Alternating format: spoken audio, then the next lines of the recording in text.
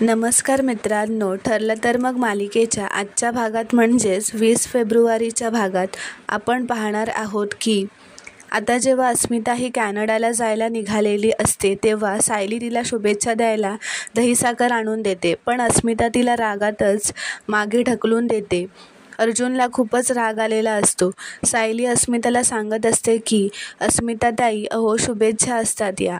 त्यावर अस्मिता म्हणते, तुझ्या शुभेच्छांनासुद्धा माझ्यासाठी शापच आहेत. असं म्हणत ती म्हणते की मी निघते आता, तसाही माझा मूड ऑफ झाला आहे. त्यानंतर सायली आनंदाने पुन्हा किचनमध्ये जाते. तेव्हा अर्जुनला पुन्हा सगळं वातावरण आनंदी करायचं असतं, म्हणून तो म्हणतो की मिसेस सायली, जेव्हा नवीन सून घरात येते तेव्हा काहीतरी गोड बनवतात ना घरात, मग तुम्ही शिरा बनवा. सायली ही हो म्हणते. मी लगेच बनवायला घेते. त्यावर इथे कल्पना येते व तिला थांबवते व म्हणते, या मुलीचा या किचनशी काही संबंध नाही. त्यावर अर्जुन म्हणतो, आत्तापर्यंत तर किचन सायलीच्या ताब्यात होतं ना. तेव्हा कल्पना म्हणते, तेव्हाची परिस्थिती वेगळी होती.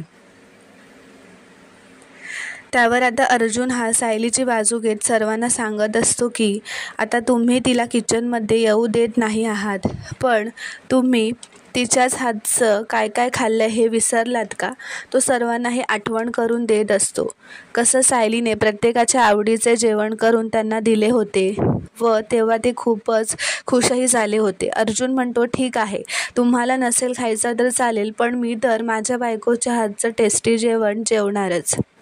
तुम्ही तुमचं काय ते बघून घ्या. त्यावर सायली म्हणते, तुम्ही पुन्हा टोकाचंच बोलताय.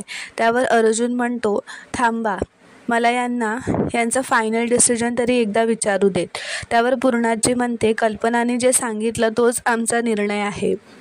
सायली किचनमध्ये येणार नाही. त्यावर अर्जुन म्हणतो, ठीक आहे. असं म्हणतो 1 मिनिट थांबा व तो बाहेर जाऊन 3 विटा घेऊन येतो व काही लाकडं घेऊन येतो आणि किचनच्या बाजूलाच त्या विटा व लाकडं ठेवतो आणि म्हणतो, आता आपल्याला किचन वापरता येणार नाही तर जेवण बनवावं लागेलच, मग आपण चुलीवर जेवण बनवूया. असं म्हणतो. घरातल्यांना मात्र अर्जुन जे करत असतो ते आवडत नसतं. अर्जुन जेव्हा चूल पेटवण्यासाठी माचीसची काडी पेटवतो तेव्हा सायली त्याला थांबवते व म्हणते, मी तुम्हाला असं काही करू देणार नाही. आपण घरात चूल नाही पेटवू शकत. त्यावर आता प्रताप म्हणतात की आपण जरा शांतपणे यावर उपाय काढूयात बोलून. तेव्हा कल्पना म्हणते, तुम्हाला स्वयंपाक करायचा आहे ना तर करा. अर्जुन, तर करा, पण आम्ही तिथे नसताना. आमचा स्वयंपाक वेगळा असेल व तुमचा दोघांचा वेगळा असेल. आपण आपल्या वेळा ठरवून घेऊयात, पण कोणीही एकमेकांच्या वेळांमध्ये यायचं नाही. तेव्हा अर्जुन म्हणतो, ठीक आहे. तो म्हणतो, बघितलं डॅड, तुम्ही म्हणालात तसं वाद न घालता आपण यावर मार्ग काढला. तो सायलीला म्हणतो, मिसेस सायली, विमलताई किचनमध्ये असताना तुम्ही किचनमध्ये जायचं नाही. सॉर्टेड, असं तो म्हणतो व वर निघून जातो. तर इथे दुसरीकडे महिपतच्या घरी दोन्ही वकील आलेले असतात. मधुभाऊंचे वकील ही आलेले असतात. ते दोघेही कोर्टात काय काय बोलायचं, ज्याने साक्षी ही निर्दोष सिद्ध होईल याची तयारी करत असतात. मधुभाऊंचे वकीलसुद्धा त्यांनाच कसं या केसमध्ये अडकवता येईल यासाठी प्रयत्न करत असतात. तेव्हा महिपत म्हणतो की यावरून हे सिद्ध होतं की त्या विलासचा खून साक्षी शिखरेने केलेला नाही व मधुभाऊंनीच केला आहे, त्यामुळे त्यांनाच शिक्षा झाली पाहिजे फाशीची, असं तो म्हणतो. त्यावर मधुभाऊंचा वकील म्हणतो की जज असं नाही म्हणत, त्यांची भाषा ही वेगळी असते बोलण्याची. त्यावर आता महिपत हा जजची ॲक्टिंग करत असतो व खूप आनंदी होत असतो, कारण त्याला असं वाटत असतं की यातून आता साक्षी शिखरे वाचेल. त्यात आता साक्षी जोशी वकिलांना विचारत असते की त्या मधुकर पाटलाने सही करायला न जाणं तुम्ही कसं मॅनेज करणार आहात. त्यावर जोशी वकील म्हणतो, मी त्यांना सांगेन की तुमचं आता वय झालं आहे आणि तुम्हाला रोज सही न करायची सूट मिळाली आहे आणि त्याचा माझ्यावर विश्वास आहे, त्यामुळे ते माझं ऐकणारच. तर इथे दुसरीकडे प्रिया ही अश्विनला आपल्या प्रेमाच्या जाळ्यात ओढण्याचा प्रयत्न करत असते, की त्याला फोन करते व त्याला म्हणते की खूपच ॲक्टिंग करत व बिचारी असल्याचा ड्रामा करत म्हणते की तुझ्या ओळखीचे कोणी सायकॅट्रिस्ट आहेत का? तर अश्विन विचारतो, का काय झालं? तुला सायकॅट्रिस्टचा नंबर का हवा आहे? त्यावर प्रिया म्हणते, ते मी तुला नंतर भेटल्यावर सांगेन आणि मी तुझ्यावर विश्वास ठेवते म्हणून तुला विचारलं. त्यावर अश्विन म्हणतो, आमच्या हॉस्पिटलमध्ये एक आहेत डॉक्टर राजाध्यक्ष म्हणून, मी त्यांचा नंबर तुला पाठवतो. असं म्हणत ती त्याचा फोन ठेवते. त्यावर अश्विन विचार करू लागतो की तन्वीला सायकॅट्रिस्टचा नंबर का हवा असेल? सगळं ठीक तर असेल ना? तर इथे दुसरीकडे सायली खूपच रागात वर रूममध्ये येते. अर्जुनही रूममध्येच असतो. ती रागात दार लावून घेते व अर्जुनसमोर येऊन रागातच उभी राहते. तर अर्जुन आधीच तिला म्हणतो की तुम्ही चिडणार आहात हे मला आधीच माहीत होतं. अर्जुन म्हणतो, पण झालं ते चांगलंच झालं, तुम्हाला किचनमध्ये एंट्री तरी मिळाली. तर सायली चिडतच म्हणते, जाऊ दे, तुमच्याशी काही बोलण्यातच अर्थ नाही व निघून जात असते. तेव्हा अर्जुन जोरात पायाला लागण्याचं नाटक करतो व खाली बसतो. तर सायली ही जोरात धावून येते अर्जुनची काळजी करत व अर्जुन ही तिच्यासोबत आता ॲक्टिंग करत असतो म्हणून खाली बसतो व तिचा राग घालवण्याचा प्रयत्न करत असतो. तो म्हणतो, तुमच्या या सुंदर हातामध्ये एक गिफ्ट पण असायला हवं. तो म्हणतो, मी तुमच्यासाठी एक गिफ्ट आणलं आहे. तो तिला फोन गिफ्ट करतो. सायली खूपच खुश होते. तो म्हणतो, आता मी ऑफिसला जाईन तेव्हा दर अर्ध्या तासाने मला फोन करायचा व फोनवर मला अहो अशी हाक मारायची. नाही फोन केला तर माझ्या कामावर लक्ष लागणार नाही आणि मी क्लायंटशी नीट बोलू शकणार नाही.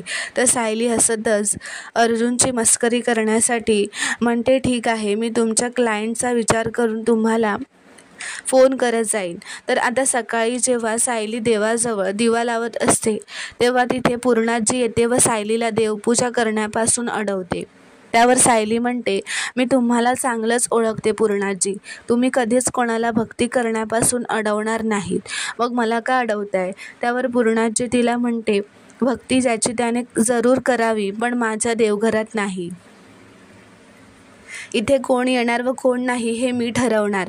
तेव्हा विमल पूर्णाजीला म्हणते, देवासमोर दिवा लावायलाच हवा ना. तेव्हा पूर्णाजी कल्पनाला दिवा लावायला सांगते. कल्पना दिवा लावते. तर इथे दुसरीकडे मधुभाऊ पोलीस स्टेशनला जाऊन सही करण्यासाठी निघालेले असतात. तितक्यात त्यांना जोशी वकील फोन करतो व म्हणतो, तुम्ही जर पोलीस स्टेशनला जाणार असाल तर नका जाऊ. तुम्ही आता रोज पोलीस स्टेशनला जाऊन सही करायची गरज नाही, कारण आता मी त्यांच्याकडून तुमच्यासाठी तुमच्या वयाकडे बघता सूट घेतली आहे. त्यामुळे तुम्ही जाऊन सही करू नका. मधुभाऊसुद्धा त्यांच्यावर विश्वास ठेवून सही करायला पोलीस स्टेशनला जात नाहीत. तर इथे दुसरीकडे प्रिया ही सकाळीच हॉस्पिटलमध्ये पोहोचलेली असते व अश्विनची वाट बघत असते. तितक्यातच अश्विन तिला दिसतो. ती अश्विनला बघताच तिथे तिचा ड्रामा व नाटक चालू करते व जाऊन बसते, डोळ्यात पाणी आणते. अश्विन तिला बघून तिच्याकडे जातो. तो तिला विचारतो, काय झालं, काही प्रॉब्लेम झाला का? तू काही बोलली नाहीस नीट. मग ती तिचं नाटक चालू करते व म्हणते, डोळ्यात काहीतरी कचरा गेला असेल म्हणून, बाकी काही नाही. त्यावर अश्विन तिला म्हणतो, चल माझ्या केबिनमध्ये जाऊ, आपण बोलूयात. तर इथे दुसरीकडे सायली ही तिच्या खोलीत तिचं नवीन देवघर मांडत असते. ती देवाची पूजा मनापासून करत असते. ती देवाला सांगत असते की बाप्पा, तू तर सर्वत्र आहेस, तुझी स्थापना देवघरात करायला पाहिजे असं काही नाही, फक्त मनापासून करायला हवी. घरात वाद नको म्हणून सध्या तरी तुझी स्थापना इथेच करते मी. त्यानंतर ती अर्जुनलाही उठवते व सायली आता त्याच्यासाठी त्याच्या हातची कॉफी करून आणते. तेव्हा ती म्हणते, तुम्हाला मधुभाऊंच्या केसचाही विचार करायलाच लागेल. त्यावर अर्जुन म्हणतो, तुमच्या मनात काय चाललंय हे मला माहिती आहे. आपण एक काम करू, आज संध्याकाळीच मधुभाऊंना भेटायला जाऊयात तुमच्या घरी व त्यांना सांगू की तुमची केसही मला द्या परत. पण सायली सांगते की मला नाही वाटत की मधुभाऊ ह्यासाठी तयार होतील व तुमचं ऐकतील. तर मित्रांनो, पुढील भागात आपल्याला एक जबरदस्त ट्विस्ट बघायला मिळणार आहे. अर्जुन व चैतन्य हे कोर्टात गेलेले असतात व जोशी वकील व महिपतच्या वकिलाला एकत्र गाडीतून जाताना बघून त्यांचा पाठलाग करतात. तेव्हा त्यांना दिसते की ते दोघेही महिपतला भेटायला गेलेले असतात. तेव्हा अर्जुनच्या लक्षात येते व तो म्हणत असतो चैतन्याला, म्हणजेच की हा जोशी वकील महिपतचाच माणूस आहे. थँक्यू.